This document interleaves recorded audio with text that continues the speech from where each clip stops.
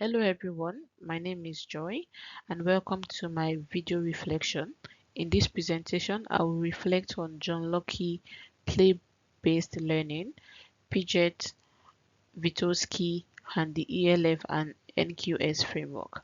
And I'm going to explain how they help me understand and support children in my work as an educator. Moving on to the historical approach, we'll talk about John Locke. So John Locke viewed children as blank slates shaped by experiences. This is according to Booker 2023. He believed education should focus on reasoning and moral standard. This is according to Handron 2014. From Locke, I learned that the environment plays a major role in shaping children, and as an educator, I will create environments that are adaptable, teaching morals and social values. For example, I'm going to be encouraging children to help peers during play. However, I don't fully agree that children are blank slate. I believe they have their own abilities and individuality. So moving on to contemporary approach. So this is also known as the play-based learning. Play-based learning is child-centered and encourages exploration with minimal adult interference. This is according to Bublova and Mohan et al. 2019.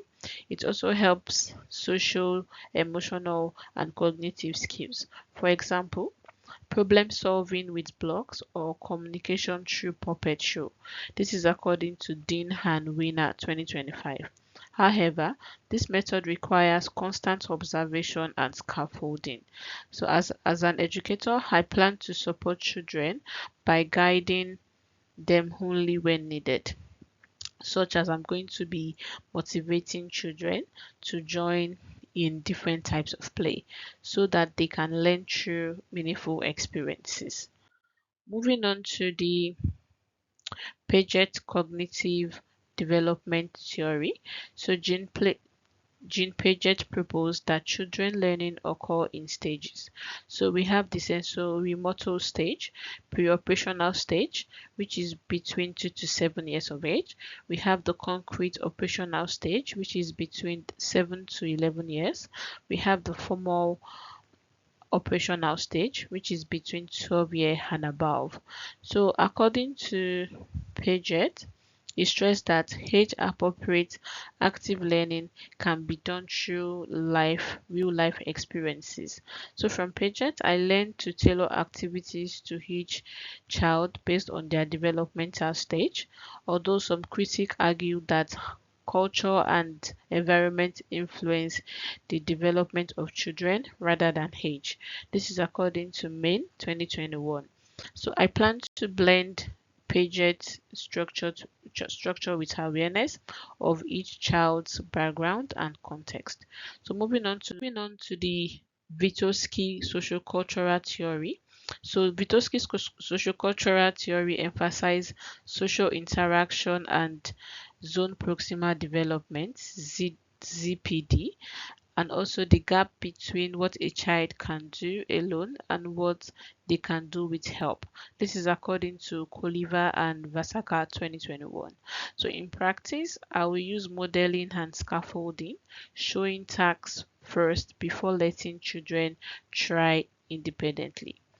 So I'm going to be combining Piaget and Vygotsky, and this is going to allow me ensure learning is both age appropriate and socially supported, and also helping children extend their skill effectively at all times.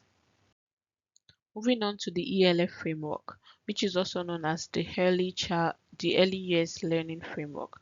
This focuses on belonging, being, and becoming according to AGDE 2022. It values children as individuals and encourages reflective play-based and partnership-driven practice. It helps me plan programs that support each child's identity, encourage family collaboration, and foster continuous reflection of quality improvement. So Moving on to the NQS framework, which is also known as the National Quality Standard. So this focuses on 7 quality areas, which are the educational program and practice, children health and safety, physical environment, staffing arrangement, relationship with children, collaborative partnership with families and community, and also governance and leadership. So this framework will guide me to be culturally responsive and prioritize each children's safety, rights and well-being while maintaining high quality teaching standards. In, con- in conclusion, Lucky highlights the importance of environment, play-based learning, encourages child-centered growth. Paget and Vygotsky stress cognitive and social scaffolding, and the ELF and NQS framework ensure high quality, inclusive, and reflective practice. So together, this perspective will shape me into more responsive educator who supports children holistic development and lifelong learning. Thank you. These are my references. Thank you for listening.